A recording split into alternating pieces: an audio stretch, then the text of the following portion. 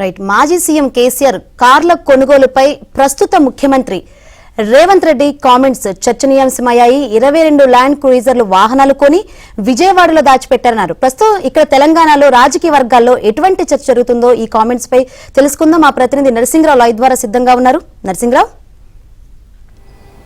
ఇప్పుడు ఈ వ్యవహారం అయితే పొలిటికల్ సర్కిల్స్లో హాట్గా మారింది. తెలంగాణ ప్రజల్లో కూడా విస్తృతమైనటువంటి చర్చ అయితే జరుగుతూ ఉంది. తెలంగాణ ముఖ్యమంత్రి రేవంత్ రెడ్డి అధికారంలోకి వచ్చినప్పటి నుంచి కూడా, ముఖ్యమంత్రిగా పదవి బాధ్యతలు చేపట్టినప్పటి నుంచి కూడా గత ప్రభుత్వము, గత ముఖ్యమంత్రి సీఎం కేసీఆర్ను కార్నర్ చేసే విధంగా అంశాలని లేవనెత్తుతూ కార్నర్ చేసేటువంటి ప్రయత్నం అయితే చేస్తూ ఉన్నారు. అందులో భాగంగా ఇటు ప్రభుత్వ పరంగా కావచ్చు, వ్యక్తిగతంగా కావచ్చు, అనేక అంశాలని ఆధారాలతో సహా బయట పెడుతూ గత ప్రభుత్వం తీసుకున్నటువంటి నిర్ణయాలు కావచ్చు, గత ముఖ్యమంత్రి తీసుకున్నటువంటి నిర్ణయాలు, చేసినటువంటి ఖర్చులపైన అటాకింగ్గా కార్నర్ చేసే విధంగా ముందుకు వెళ్తూ ఉన్నారు. ఆధార్తో సహా బయట పెడుతూ కొంత ఇబ్బందికరమైనటువంటి పరిస్థితులను అయితే కల్పిస్తున్నట్లు మనకు స్పష్టంగా అర్థమవుతా ఉంది. నిన్న మీడియా సమావేశంలో రేవంత్ రెడ్డి 2 కీలకమైనటువంటి అంశాలని, అంటే ప్రధానంగా ఆయన ఎంచుకునేటువంటి అంశాలు ఏ విధంగా ఉంటున్నాయనంటే, ప్రజల్లో ఏ అంశాల పట్లనైతే కొంత అక్సెప్టెన్సీ ఉండదో, కేసీఆర్ చేసినటువంటి పనుల్లో కావచ్చు, గత ముఖ్యమంత్రిగా ఉన్నప్పుడు చేసినటువంటి పనులు కావచ్చు, చేసినటువంటి ఖర్చుల విషయంలో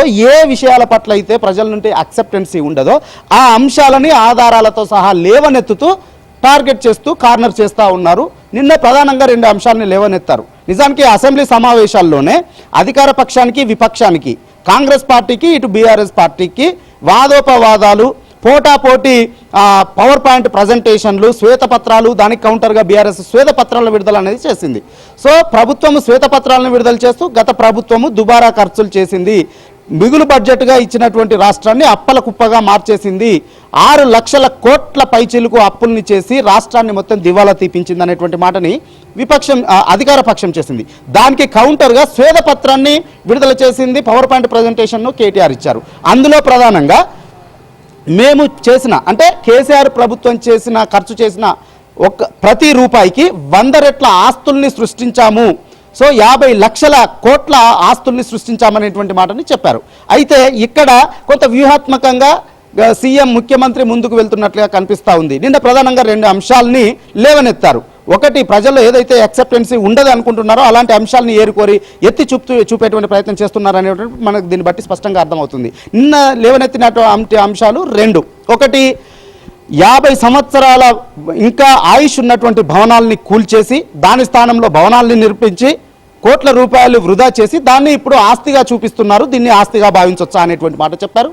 అంతేకాకుండా గత ముఖ్యమంత్రి మళ్ళీ ముఖ్యమంత్రి అవుతాననేటువంటి ఉద్దేశంతో ఒక్కొక్క వాహనాన్ని, ల్యాండ్ క్రూయిజర్ వాహనాన్ని, 3 కోట్ల విలువైనటువంటి వాహనాలని 22 కొనుగోలు చేశారు, 66 కోట్లు ఖర్చు పెట్టి.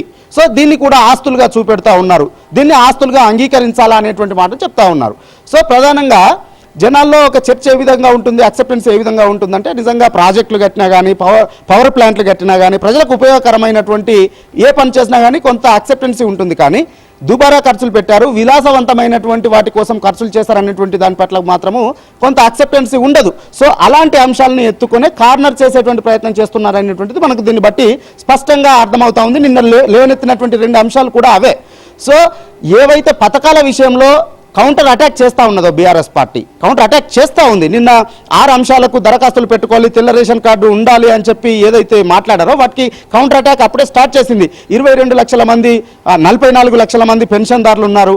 అధికారంలోకి వచ్చిన తర్వాత కాంగ్రెస్ పార్టీ 4,000 పెన్షన్ చేస్తామన్నారు. అంటే 44 లక్షల మందికి జనవరి నుంచి డబుల్ చేసి వాటిని అకౌంట్లో వేయొచ్చు, కానీ మళ్ళీ దరఖాస్తులు చేసుకోమంటున్నారు. ప్రజలందరినీ కూడా లైన్లో పెట్టి ఇబ్బంది పెట్టేటువంటి ప్రయత్నం చేస్తూ ఉన్నారు. ఈ విధంగా కౌంటర్ అటాక్ అనేటువంటిది చేస్తూ ఉన్నది ఏది, పథకాల విషయంలో, సంక్షేమ పథకాలకు సంబంధించినటువంటి విషయంలో. కానీ ఇప్పుడు ల్యాండ్ క్రూజర్ల విషయానికి వచ్చేటప్పటికి మాత్రము సమాధానం చెప్పుకోలేనటువంటి కొంత ఇబ్బందికరమైనటువంటి పరిస్థితుల్లోనే బీఆర్ఎస్ పార్టీ ఉందనేటువంటిది మనం చెప్పొచ్చు. ఎందుకంటే నిన్నటి నుంచి ఇది పెద్ద ఎత్తున చర్చ జరుగుతుంది, విస్తృతమైనటువంటి ప్రచారం జరుగుతూ ఉంది. ల్యాండ్ క్రూజర్లు కొన్నారు, విజయవాడలో పెట్టారని ముఖ్యమంత్రి చెప్పిన తర్వాత ఇంత చర్చ జరుగుతున్నప్పటికీ బీఆర్ఎస్ పార్టీ పెద్దల నుంచి కావాల్సినంత స్పందన మాత్రం రావడం లేదు. ల్యాండ్ క్రూజర్ల విషయంలో కౌంటర్ ఇచ్చుకునేటువంటి ప్రయత్నాలను మాత్రం చేయడం లేదు.